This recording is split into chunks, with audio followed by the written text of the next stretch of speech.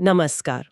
आज हम एक ऐसी कहानी की दुनिया में उतर रहे हैं जो स्कूल के एक क्लासरूम में घटती है, लेकिन जिसकी गूंज मतलब इतिहास के गलियारों तक जाती है। कहानी का नाम है द लास्ट लेसन और इसे लिखा है अल्फोंस डॉडेट ने। हमारे पास जो सामग्री है वो भी काफी दिलचस्प है। सीबीएसई क्लास 12 के छात्रों के लिए तैयार किए गए कुछ स्टडी नोट्स है। कहानी की एक बहुत ही विस्तृत समरी है और हाँ, इसके किरदारों पर एक विश्लेषण भी है।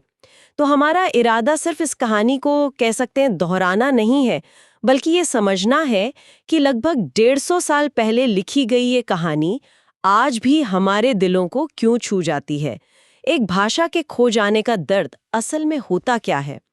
तो चलिए इस आखिरी पाठ के पीछे छिपे मतलब को समझने की कोशिश करते हैं। तो सबसे पहले माहौल को समझना जरूरी है। ये कहानी कोई काल्पनिक दुनिया में नहीं है। इसका एक ठोस ऐतिहासिक आधार है। बात हो रही है 1870-71 की। बिल्कुल, ये फ्रैंको प्रुशियन युद्ध का दौर था। एक ऐसा युद्ध जिसमें फ्रांस की हार हुई और जर्मनी, जो उस समय प्रशिया के नेतृत्व में एक हो रहा था, वो एक बड़ी ताकत बनकर उभरा। और इस हार के बाद क्या हुआ? हार के बाद फ्रांस को अपने दो बहुत अहम इलाके अल्सास और लोरेन वो जर्मनी को सौंपने पड़े। और बस यहीं से कहानी की नींव पड़ती है। बर्लिन से एक फरमान आता है, एक आदेश कि आज के बाद अल्सास और लोरेन के स्कूलों में फ्रेंच भाषा नहीं पढ़ाई जाएगी। उसकी जगह लेगी जर्मन भाषा। सोचिए, ये आदेश उन लोगों के लिए कैसा रहा होगा। मतलब रातों रात आपकी पहचान, आपकी जबान आपसे छीन ली गई। ये सिर्फ एक भाषा पर पाबंदी नहीं थी, ये एक संस्कृति पर हमला था। और कहानी इसी आदेश के लागू होने वाले दिन की है। हाँ, एक फ्रेंच टीचर का अपनी क्लास में आखिरी फ्रेंच पाठ, और यहीं पर एक शब्द आता है जिसका जिक्र हमारे स्रोतों में है, भाषाई रूढ़िवाद या लिंग्विस्टिक शोविनिज्म। ये थोड़ा भारी शब्द लगता है। आसान भाषा में इसका क्या मतलब हुआ? देखिए, इसका सीधा सा मतलब है अपनी भाषा को दूसरों की भाषा से बेहतर समझना और उसे दूसरों पर थोपने की कोशिश करना। विजेताओं का ये कह सकते हैं पुराना हथियार रहा है। आप किसी की जमीन तो जीत सकते हैं, लेकिन जब तक आप उनकी भाषा और संस्कृति को नहीं मिटाते, तब तक आपकी जीत अधूरी है। सही बात है। और इस बदले हुए माहौल के केंद्र में दो लोग थे। एक वो लड़का जो स्कूल से भागना चाहता था और दूसरा वो टीचर जो 40 साल से उस स्कूल से कहीं नहीं गया था, फ्रांस और एम हामिल। हाँ, दोनों किरदारों में जमीन आसमान का फर्क था, लेकिन उस आखिरी दिन दोनों एक ही नाव पर सवार थे। चलिए पहले फ्रांस से मिलते हैं। फ्रांस एक आम लड़का है। उस स्कूल की पढ़ाई, खासकर ग्रामर के नियम, बहुत बोरिंग लगते हैं। उसका मन तो बाहर धूप में चिड़ियों के चहचहाने में लगता है। और उस दिन भी वो स्कूल के लिए लेट हो गया है और उसे अपने टीचर एम हामिल से बहुत डर लग रहा है। डर क्यों लग रहा है? क्योंकि पार्टिसिपल्स पर टेस्ट होने वाला था और हमारे हीरो को उसका एक अक्षर भी नहीं आता था। ये तो हम में से कई लोगों की स्कूल की कहानी लगती है ना? बिल्कुल। वो उस हर छात्र का प्रतीक है जो सोचता है, अरे पढ़ने के लिए तो पूरी जिंदगी पड़ी है। वो उन चीजों को हल्के में ले रहा है जो उसके पास हैं। उसका स्कूल, उसकी किताबें, उसकी भाषा। उसे इस बात का जरा भी अंदाजा नहीं है कि ये सब कुछ उससे कितनी जल्दी छिनने वाला है। और दूसरी तरफ है एम हैमिल, 40 साल से एक ही स्कूल में पढ़ा रहे हैं। एक सख्त टीचर जिनके हाथ में हमेशा वो एक लोहे का रूलर रहता था। हाँ, जिनकी आवाज से ही क्लास में सन्नाटा पसर जाता था। लेकिन उस आखिरी दिन वो एम हैमिल बिल्कुल अलग थे। कैसे अलग थे? उस दिन वो बिल्कुल शांत, गंभीर और बहुत कोमल थे। उन्होंने अपने खास कपड़े पहने हुए थे, वो सुंदर सा हरा कोट, झालरदार शर्ट और रेशम की कढ़ाई वाली काली टोपी। ये वो कपड़े थे जो वो सिर्फ इंस्पेक्शन के दिनों में या जब स्कूल में कोई बड़ा फंक्शन होता था तभी पहनते थे। ये कपड़ों वाला हिस्सा मुझे बड़ा दिलचस्प लगता है। ऐसा लगता है जैसे वो सिर्फ इस दिन को सम्मान नहीं दे रहे थे, बल्कि एक तरह से। आप सही कह रही हैं। वो एक तरह से अपनी भाषा की अर्थी को कंधा देने आए थे और उसके लिए उन्होंने अपने सबसे अच्छे, सबसे सम्मानित कपड़े पहने थे। इसमें शौक भी है और सम्मान भी, जैसे हम किसी अपने को आखिरी विदाई देने के लिए पूरी तैयारी के साथ जाते हैं। वाह। और जब फ्रांस, जो स्कूल बंक करने का सोच रहा था, आखिरकार हिम्मत करके क्लास में पहुंचता है, तो वहां का नजारा देखकर तो वो हैरान रह जाता है। हैरान होना तो लाजमी था। स्कूल में रोज की तरह का शोर शराबा बिल्कुल नहीं था। डेस्क के खुलने बंद होने की आवाजें, बच्चों के एक साथ पाठ दोहराने का शोर, टीचर के रूलर की खटखट, कुछ भी नहीं था। एकदम खामोशी। चारों तरफ एक अजीब सी खामोशी थी, जैसी रविवार की सुबह चर्च में होती है। इतनी शांति कि फ्रांस को सबके सामने अपनी सीट तक चलकर जाने में शर्म आ रही थी। और इससे भी ज्यादा चौंकाने वाली बात थी क्लास की पिछली बेंचों पर बैठे लोग।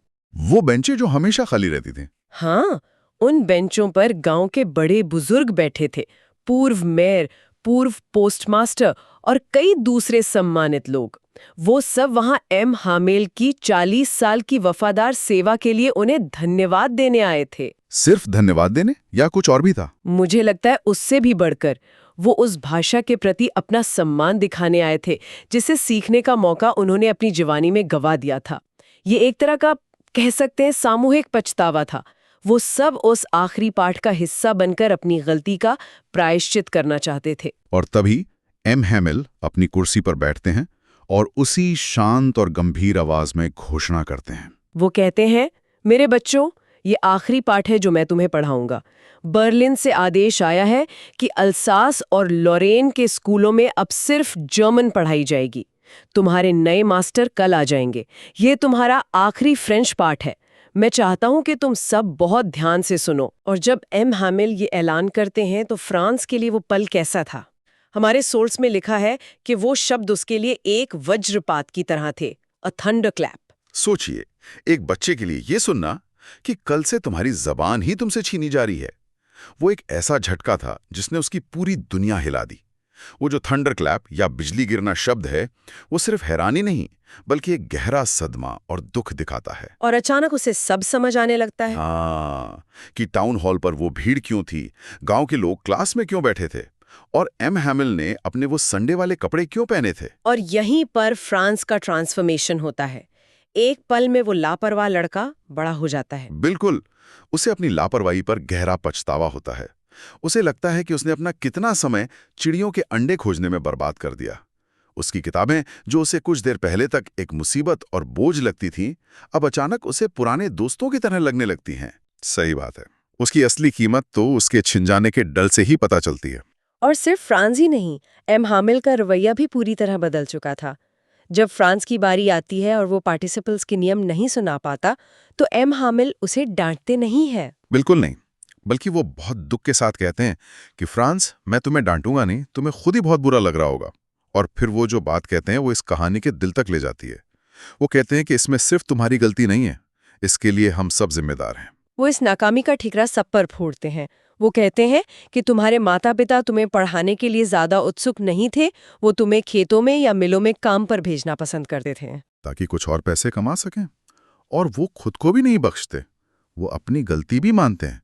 वो कहते हैं, और क्या, मैं भी दोषी नहीं हूं, मैंने भी तो कई बार तुम्हें अपने बगीचे के फूलों में पानी देने के लिए भेज दिया था, और जब मुझे मछली पकड़ने जाना होता था तो क्या मैंने तुम्हें छुट्टी नहीं दे दी थी। ये टालम टोल, या जिसे हम प्रोक्रास्टिनेशन कहते हैं, उस पर एक बहुत शक्तिशाली टिप्पणी है। अल्सास के लोग हमेशा सोचते रहे, अरे फ्रेंच सीखने के लिए तो बहुत समय है, कल सीख लेंगे। और फिर एक दिन वो कल आया ही नहीं। यही इस कहानी का सबसे बड़ा सबक है। मौका आज है, अभी है। और इसके बाद एम हैमिल ग्रामर का वो पाठ पढ़ाते हैं, और उस दिन फ्रांस को सब कुछ समझ आ रहा था। कमाल है। उसे लगा कि उसने पहले कभी इतने ध्यान से सुना ही नहीं था, और एम हैमिल ने भी शायद पहले कभी इतने धैर्य से नहीं पढ़ाया था। ऐसा लग रहा था जैसे वो बेचारा आदमी जाने से पहले अपना सब कुछ, सारा ज्ञान छात्रों के दिमाग में एक ही बार में डाल देना चाहते थे। और फिर एम हैमिल फ्रेंच भाषा के बारे में कुछ बहुत गहरी बातें कहते हैं। हाँ, वो कहते हैं कि फ्रेंच दुनिया की सबसे सुंदर, सबसे स्पष्ट और सबसे लॉजिकल भाषा है, और हमें इसे अपने बीच बचाकर रखना चाहिए और इसे कभी नहीं भूलना चाहिए। एक मिनट, जब एम हैमिल कहते हैं कि फ्रेंच दुनिया की सबसे सुंदर भाषा है, क्या ये भी एक तरह का भाषाई रूढ़िवाद नहीं है? मतलब अपनी भाषा को सबसे बेहतर बताना। ये बहुत अच्छा सवाल है। पहली नजर में ऐसा लग सकता है, लेकिन यहाँ हमें संदर्भ को देखना बहुत जरूरी है।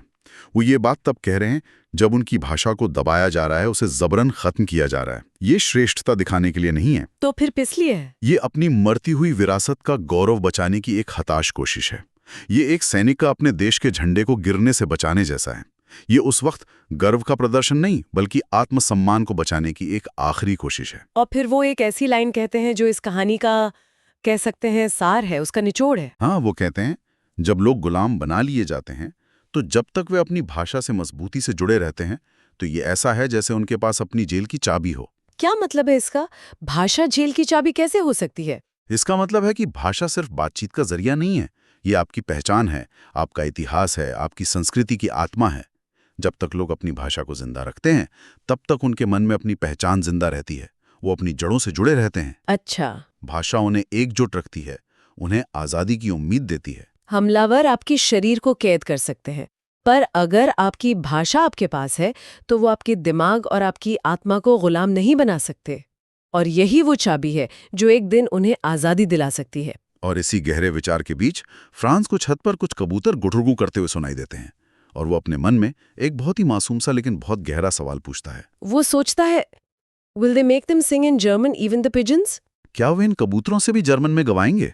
ये एक बच्चे का सवाल है, लेकिन ये दिखाता है कि जुल्म की एक सीमा होती है। बिल्कुल। हमलावर इंसानों पर कानून थोप सकते हैं, उनकी जमीन और स्कूल छीन सकते हैं, लेकिन वे प्रकृति पर शासन नहीं कर सकते।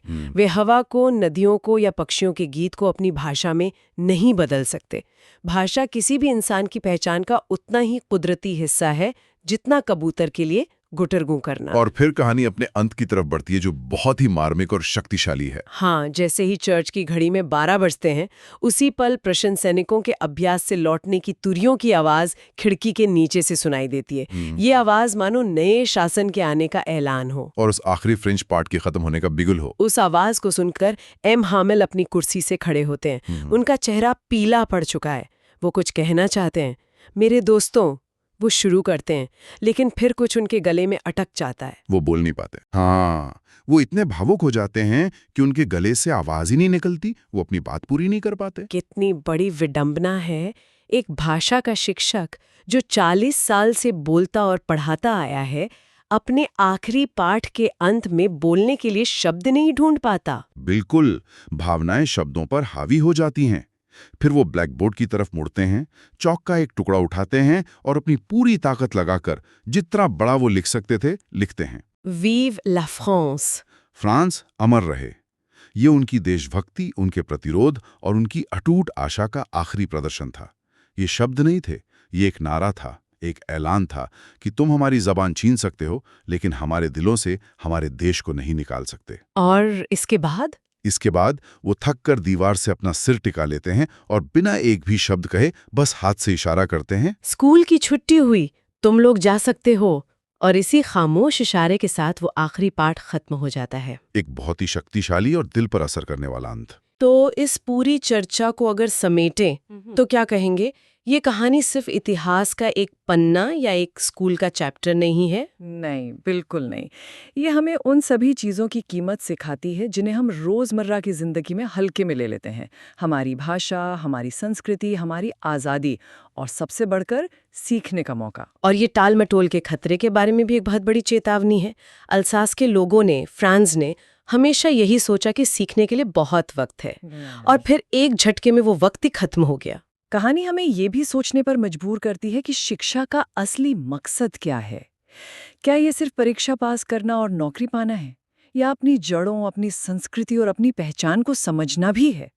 फ्रांस को पार्टिसिपल्स के नियम कभी याद नहीं हुए, लेकिन उस आखिरी दिन वो जिंदगी का सबसे बड़ा सबक सीख गया था। तो इस कहानी पर विचार करने के बाद एक सवाल हम अपने सुनने वालों के लिए छोड़ना चाहेंगे।